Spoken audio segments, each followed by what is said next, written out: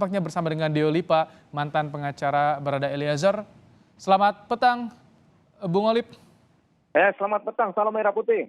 Nah, Kompas putih ya. Bung Olip, bisa Anda cerita bagaimana perjalanan kasus pembunuhan Brigadir Yosua ini sebagai Anda, dari kacamata Anda sebagai mantan pengacara Eliezer? Oh, perjalanan kasus ya? Iya, betul. Ya kalau perjalanan kasus sih berliku-liku ya. Jalannya itu nggak mulus, tapi jalan.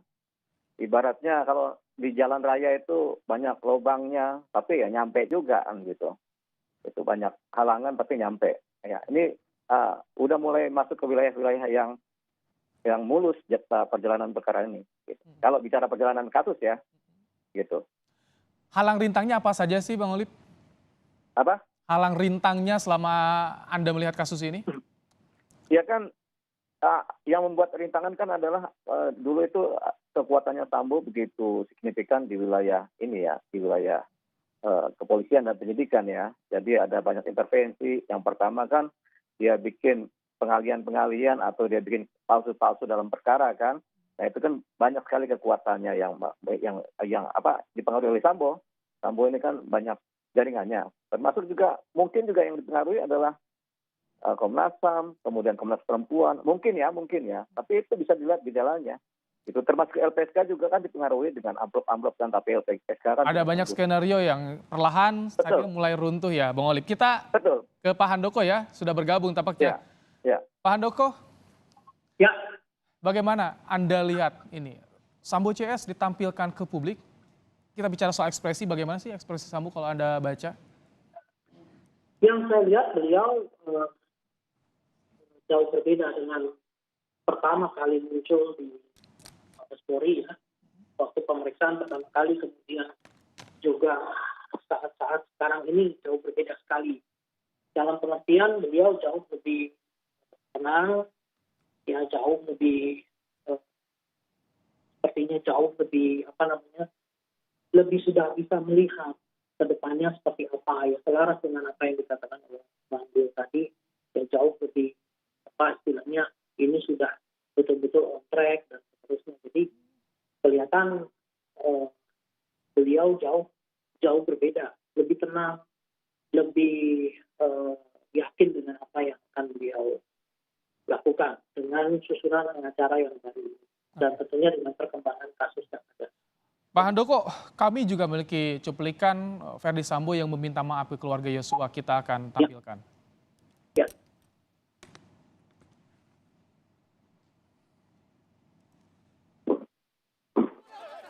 Mohon maaf kepada pihak-pihak yang sudah terdampak atas perbuatan saya, termasuk Bapak dan Ibu dari Yosua. Terima kasih. Pak Handoko, bagaimana tanggapannya soal permintaan maaf tadi?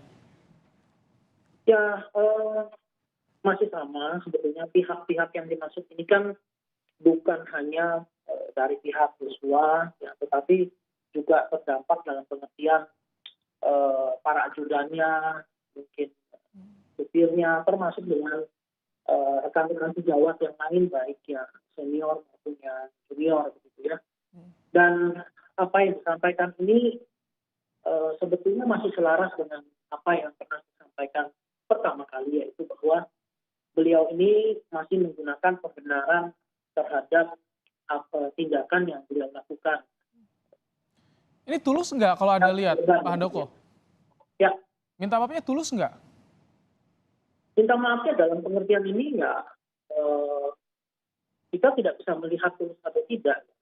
Tetapi sudah dalam koridor yang benar, dalam pengertian memang ini secara, saya lihat sih secara perencanaan memang sudah direncanakan untuk meminta maaf begitu ya.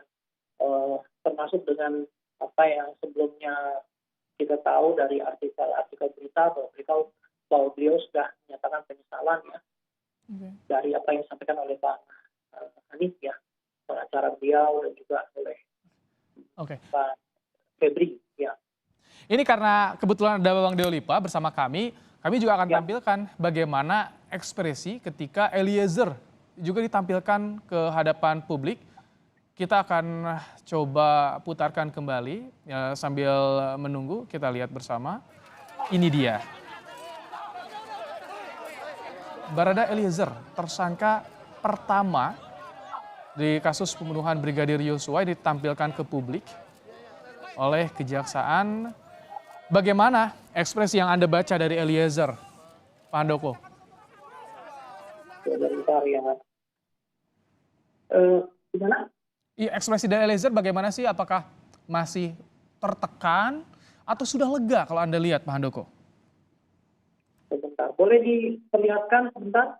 Soalnya saya tadi mengalami ini. Nah, ini kita putar ulang lagi, Pak Handoko. Ya, ya. Tentunya kalau bicara tertekan semua pasti tertekan ya. Tetapi kalau kita lihat level stresnya ini kan mungkin kita perlu menguji kembali. Nah, kalau kita lihat dari status yang ada saat ini, artinya kan dalam kondisi stressful dan sebagainya tadi, Pak Eliezer juga sudah dalam kondisi siap, ready untuk menghadapi segala konsekuensi begitu. Kalau stres mah pasti, nggak mungkin. Masih ada ya? Pasti. Baik. Iya. Bung Olip, bagaimana Anda melihat dari Eliezer? Apakah ini sudah sesuai dengan apa yang disampaikan Eliezer kepada Anda sebelumnya soal tersangka-tersangka ini dan jalanan kasus ini? Ya, kalau dari keterangan Eliezer sih, ya sudah sesuai ya. Jadi dia sampaikan sini terlibat kan. Dan memang faktanya memang mereka semua ada di dalam ini sebagai tersangka.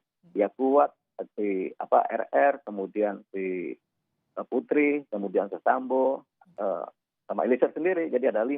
Nah, mereka semua terlibat. Gitu. Jadi tampaknya sih udah clear secara tersangka ya. Tidak ada tersangka baru lagi. Nah, mengenai ekspresi Eliezer ya, dia kelihatannya sih tenang itu dia. Memang kaget lah kan di depan publik kan ya, dia kaget tapi tenang. Tapi beda nggak sih, Bung Olip, ketika Anda ketemu di Barreskrim sebelumnya bulan-bulan lalu dengan saat ini penampilan Eliezer? Sama, emang begitu penampilannya. Cuman kalau saya dengan dia ya dia gembira kan, tertawa, kemudian kadang menangis tapi tenang, dia ekspresinya lancar, bicara juga lancar kan. Cuman kalau di sini kan dia memang karena depan publik mungkin dia nggak bicara ya, dia diam saja. Kita bacanya sih dia sedikit tertekan ya, tapi kelihatannya biasa aja itu. Baik, kita akan coba lihat tersangka lainnya. Kami akan tampilkan bagaimana ekspresi dari Putri Chandrawati. Kita lihat bersama. Oh baik, kita akan sambil menunggu karena bersama dengan Ferdy Sambo. Nah, kalau tadi dari Eliezer, Pak Handoko, apakah masih ada yang ditutupi atau sudah lepas semuanya, Pak Handoko? Oh, kalau seperti itu saya harus menganalisis pada saat di sidang nanti. Apakah ada yang ditutupi lagi atau tidak. Tapi seperti yang tadi dikatakan oleh Bang Dio, ya bahwa kalau kita melihat beliau di publik dalam konteks tadi, ya kita melihatnya bagaimana emosi beliau di depan publik saat itu. Bukan saat ditanyakan terkait dengan kasus. Ya, jadi saya nggak bisa jawab tuh soal itu. Harus pada saat sidang nanti. Oke. Nah, kalau tadi kan Anda bilang Eliezer tampaknya sudah siap di persidangan. Kalau Sambo bagaimana, Pak Handoko? Kalau Bang Sambo, saya lihat juga siap gitu. Jauh lebih siap dari pengertiannya gini. Kalau dulu itu Bang Sambo ini seperti belum bisa menerima gitu ya dengan status beliau, belum bisa menerima ini dan itu. Sekarang jauh lebih tenang, jauh lebih bisa mulai apa ya istilahnya mulai merasakan apa yang saat ini sedang terjadi pada beliau, sudah bisa dalam tanda kutip menerima apa yang sedang dan akan beliau lalui gitu. Dan kemudian apa sih nanti ke depannya yang harus beliau lakukan jauh lebih kelihatan ya.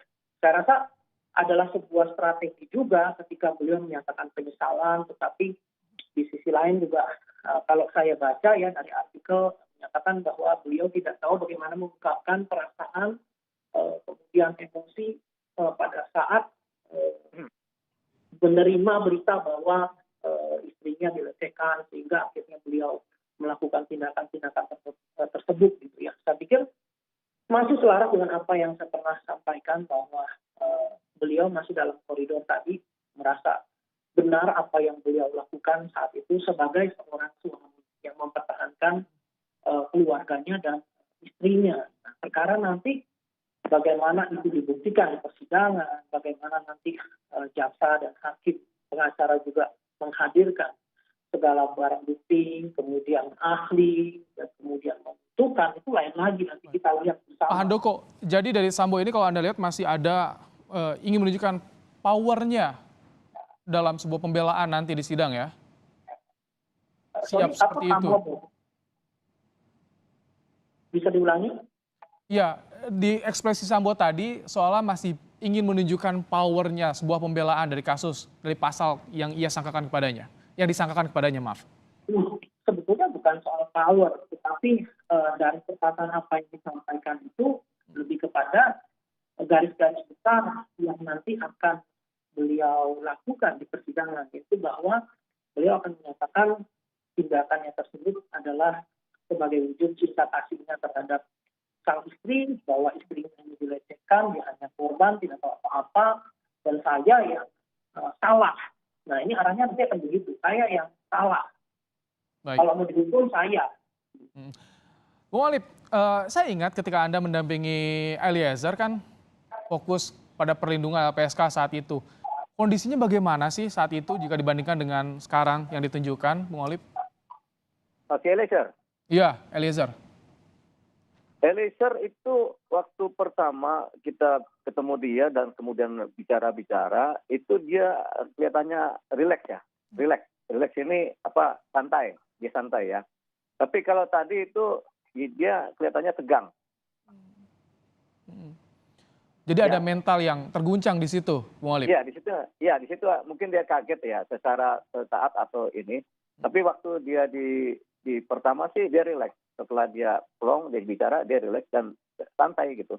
Walaupun berapa minggu nggak tidur katanya kan, tapi dia bisa ketawa-ketawa ya. Tapi kalau tadi dia agak tegang sih. Ya kita nggak tahu. Justru kelihatan tegang ya. Bu Alip, jadi bagaimana sih harusnya perlakuan terhadap Eliezer yang sudah dikabulkan oleh LPSK? Eliezer ini kan LPSK mengabulkan dia sebagai justice kolaborator. Iya. Seharusnya Eliezer sudah bisa tenang. Karena disitulah ada suatu posisi peringan hukuman atau malah pelepas hukuman. Kalau dia kemudian memang kalau menurut cerita di atas perintah ya bisa lepas hukuman. Tapi seharusnya dia nggak usah khawatir. Kemungkinan dia lepas hukuman ada ini, Eliezer ini. Kita tunggu ya, nanti katanya surat dakwaan akan dikirimkan pada pekan depan. Kita tunggu bagaimana jelang persidangannya. Ya. Terima kasih, Bu Alip, Deoli Payumara, mantan pengacara Barada Eliezer, dan juga Handoko Gani, pakar forensik emosi, telah menyampaikan pandangannya dalam program Kompas Petang sore hari ini. Terima kasih.